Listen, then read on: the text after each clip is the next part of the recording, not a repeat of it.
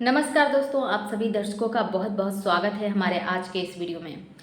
दोस्तों, स्वामी प्रसाद मौर्य की बात करूं तो राष्ट्रीय सोशलिस्ट समाज पार्टी के राष्ट्रीय अध्यक्ष स्वामी प्रसाद मौर्य अब किसी भी पार्टी में जाने से इनकार कर दिए हैं। अब स्वामी प्रसाद मौर्य अपनी ही पार्टी का जनाधार मजबूत करते हुए नजर आ रहे हैं। क्या स्वामी प्रसाद मौर्य अब लोकसभा चुनाव की तरह फिर से कोई नई रणनीति पर काम कर रहे हैं? दोस्तों, ये बहुत बड़ा सवाल है, क्योंकि हाल ही में स्वामी प्रसाद मौर्य ने कहा कि मैं जिस भी पार्टी में गया हूँ वहाँ खोया ही हूँ। तो दोस्तों, ये बहुत बड़ा सवाल है कि क्या स्वामी प्रसाद मौर्य एक बार फिर से चुनावी मैदान में कदम रखते हुए नजर आएंगे। दोस्तों, जिस तरीके से लोकसभा चुनाव के दौरान स्वामी प्रसाद मौर्य लगातार चर्चाओं में रहे कि स्वामी प्रसाद मौर्य को लेकर चर्चाएं तेज थी, और बहन कुमारी मायावती को लेकर के स्वामी प्रसाद मौर्य और बहन कुमारी मायावती एक बार फिर से गठबंधन में आएंगे, स्वामी प्रसाद मौर्य एक बार फिर से घर वापसी करते हुए नजर आएंगे बसपा में। लेकिन दोस्तों, ऐसा हुआ नहीं। ये चर्चा तब थम गई जब स्वामी प्रसाद मौर्य कुशीनगर लोकसभा सीट से नामांकन भरते हैं और उसके बाद लोकसभा चुनाव लड़ने के लिए कुशीनगर क्षेत्र में चुनावी मैदान में उतर जाते हैं। दोस्तों, जिस पर चंद्रशेखर आज़ाद, पल्लवी पटेल उनकी चुनावी प्रचार के लिए उनका समर्थन करते हैं, प्रचार प्रसार करते हुए नजर आते हैं।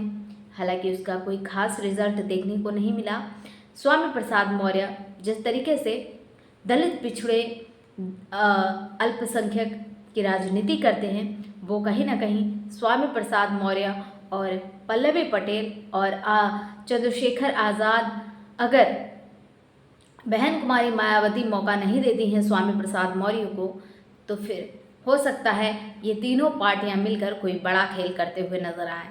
दोस्तों, आप क्या सोचते हैं? आप क्या राय रखते हैं? हमें कमेंट में ज़रूर बताएं। क्या स्वामी प्रसाद मौर्य को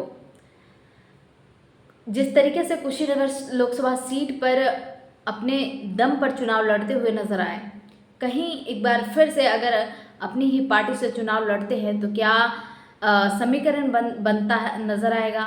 इस पर आप क्या राय रखते हैं? हमें कमेंट में ज़रूर बताएं। लेकिन दोस्तों, जिस तरीके से स्वामी प्रसाद मौर्य और पल्लवी पटेल और चंद्रशेखर आज़ाद अगर एक साथ आ जाते हैं तो कहीं ना कहीं बहुत बड़ा बदलाव आता हुआ नजर आएगा। क्योंकि दोस्तों, चंद्रशेखर आज़ाद रावण नगीना सांसद, आज़ाद समाज पार्टी के राष्ट्रीय अध्यक्ष चंद्रशेखर आज़ाद रावण, दोस्तों इतनी कम समय में राजनीतिक में इतना ज़्यादा लोकप्रियता उनको हासिल हुई है। अब कहीं ना कहीं बहुजनों की जो आकर्षण है वो कहीं ना कहीं चंद्रशेखर आज़ाद की ओर बढ़ता हुआ नजर आ रहा है। दोस्तों, ये बहुत बड़ा सवाल है कि बहन कुमारी मायावती, जो कि उत्तर प्रदेश की 4 बार मुख्यमंत्री रही, उनका ग्राफ लगातार तेजी से गिरता गया, और जिसका नतीजा ये हुआ कि लोकसभा चुनाव में बहन कुमारी मायावती एक भी सीट नहीं निकाल पाई। जी हाँ दोस्तों, ये बहुत बड़ा सवाल है। और 3 से 4 साल चंद्रशेखर आज़ाद की राजनीति में आए हुए कदम रखने में इतना समय नहीं लगा कि चंद्रशेखर आज़ाद नगीना से सांसद बने। पहली ही बार चुनाव लड़े, नगीना से सांसद बने। हालांकि सांसद बनने से पहले चंद्रशेखर आज़ाद इंडिया गठबंधन में जुड़ना चाहते थे, लेकिन इंडिया गठबंधन में उन्हें कोई भी मौका नहीं दिया गया, कोई भी सीट नहीं दिया गया, जिसके लिए चंद्रशेखर आज़ाद निर्दलीय चुनाव लड़ते हैं और उसके बाद वहां से उनको जीत हासिल होती है।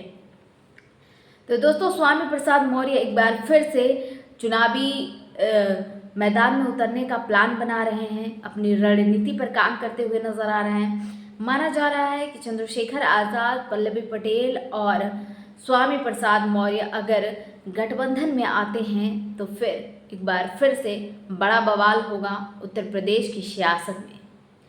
हालांकि दोस्तों, बहन कुमारी मायावती को स्वामी प्रसाद मौर्य के साथ आ जाना चाहिए, उनको मनाकर गठबंधन में ले आना चाहिए, या फिर घर वापसी करवा लेना चाहिए। दोस्तों, काफ़ी सारे समर्थकों का यही कहना है कि स्वामी प्रसाद मौर्य को बसपा में बुलाना चाहिए बहन कुमारी मायावती को। हालांकि स्वामी प्रसाद मौर्य पिछले लोकसभा चुनाव में घर वापसी करना चाहते थे, क्योंकि नामांकन से एक दिन पहले जब वो प्रेस कॉन्फ्रेंस किए थे तो उसमें स्वामी प्रसाद मौर्य बहन कुमारी मायावती की काफ़ी तारीफ करते हुए नजर आए। मायावती को अपनी पुरानी नेता बताते हुए नजर आए। तो दोस्तों, जिससे यही लग रहा था कि स्वामी प्रसाद मौर्य एक बार फिर से बहन कुमारी मायावती के साथ आना चाहते हैं। लेकिन दोस्तों, बहन कुमारी मायावती एकला चलो की राह पर थी, जिसकी वजह से स्वामी प्रसाद मौर्य को वो मौका नहीं मिला। दोस्तों, स्वामी प्रसाद मौर्य अपनी आवाज़ को प्रखरता से उठाते हैं। काफ़ी अपने बयानों की वजह से काफ़ी ज़्यादा विवादों में रहे स्वामी प्रसाद मौर्य। बहुत ज़्यादा उनका जो बड़े बड़े पदों पर है स्वामी प्रसाद मौर्य। राष्ट्रीय सोशलिस्ट समाज पार्टी का गठन करने से पहले स्वामी प्रसाद मौर्य समाजवादी पार्टी में राष्ट्रीय महासचिव थे, एमएलसी थे। फिर भारतीय जनता पार्टी में बड़े पदों पर थे। लेकिन दोस्तों, जिस तरीके से उनका विवादित बयान सामने आता गया, कहीं ना कहीं उनका ग्राफ गिरता गया, जनाधार गिरता गया, उनके हाथों से निकलता गया। और शायद यही वजह है कि बहन कुमारी मायावती उन्हें पार्टी में वापस नहीं लेना चाहती, क्योंकि दोस्तों तमाम बहुजन के जो विचारधारा के जो मिशनरी नेता हैं, उनको बसपा में घर वापसी की गई है।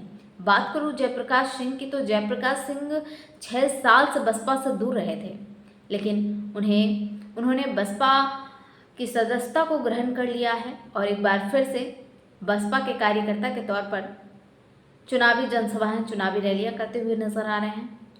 तो दोस्तों, अब बात यहाँ पर स्वामी प्रसाद मौर्य की हो रही है। तो क्या स्वामी प्रसाद मौर्य बसपा में वापसी करेंगे या फिर मायावती के साथ गठबंधन करेंगे? लेकिन दोस्तों, जिस तरीके से उनका जो बयान आया है कि स्वामी प्रसाद मौर्य अब किसी भी पार्टी में नहीं जाएंगे, तो दोस्तों ये बहुत बड़ा सवाल है। क्या स्वामी प्रसाद मौर्य एक बार फिर से अपने बड़े दाव की तैयारी में हैं? इस पर आप क्या सोचते हैं? हमें अपनी राय जरूर दें। फिलहाल आप सभी दर्शकों से रिक्वेस्ट है कि अगर आपने चैनल को सब्सक्राइब नहीं किए हैं तो प्लीज़ चैनल को सब्सक्राइब करें और अपने दोस्तों में वीडियो को ज़्यादा से ज़्यादा शेयर करें। इजाज़त चाहूँगी। नमस्कार। जय भारत, जय संविधान।